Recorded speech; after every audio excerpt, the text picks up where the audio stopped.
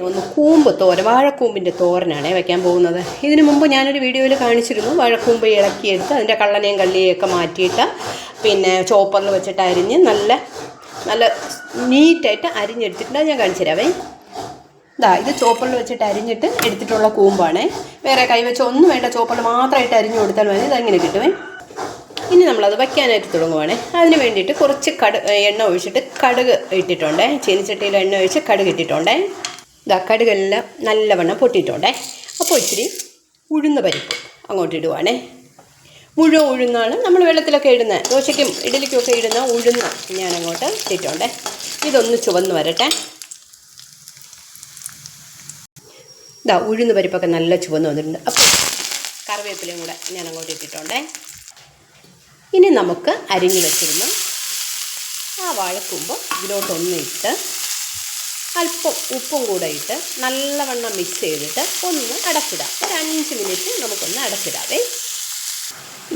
നല്ലവണ്ണം മിക്സൊക്കെ ചെയ്തിട്ടുണ്ട്. ഇനി ഇതിനെ ഒന്ന് നമുക്ക് അടച്ചിടാം. എണ്ണയിൽ കിടന്ന് നല്ലവണ്ണം ഒന്ന് വേവട്ടെ. നമുക്ക് ആ സമയം ഇനി അടുത്ത് ഒരു കൂട്ടുണ്ടാക്കാവേ. നമുക്ക് ആ ഒരു കൂട്ടുണ്ടാക്കാനായിട്ട് ഒരല്പം തേങ്ങ, അല്പമല്ല ഒരു അരമുറി തേങ്ങ, മഞ്ഞൾപ്പൊടി, ജീരകം, മുളക് പൊടി, വെളുത്തുള്ളി ഇത്രയും ചേർത്തിട്ട് നമുക്ക് മിക്സിയിലിട്ട് ഒന്ന് ക്രഷ് ചെയ്തെടുക്കാം.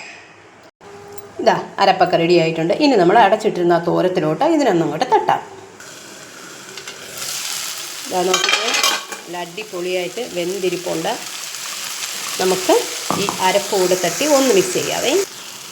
അങ്ങനെ നമ്മുടെ വാഴക്കൂമ്പ് തോരൻ റെഡി ആയിട്ടുണ്ട്. ഇനി നമ്മുടെ ഈ അരപ്പിൻ്റെ പച്ചച്ചുവ ഒന്ന് മാറുന്നതിന് വേണ്ടിയിട്ട് ഒരു 2 മിനിറ്റ് കൂടെ നമുക്കിതിനെ ഒന്ന് അങ്ങോട്ട് അടച്ചിടാം. ഓക്കെ, അങ്ങനെ നമ്മുടെ കൂമ്പ് തോരൻ നല്ലവണ്ണം റെഡി ആയിട്ടുണ്ട്. ഇനി നമുക്ക് ഈ പാത്രത്തിലോട്ടൊന്ന് മാറ്റാവേ. ഞാനൊന്ന് മാറ്റിയിട്ട് കാണിച്ചു തരാവേ.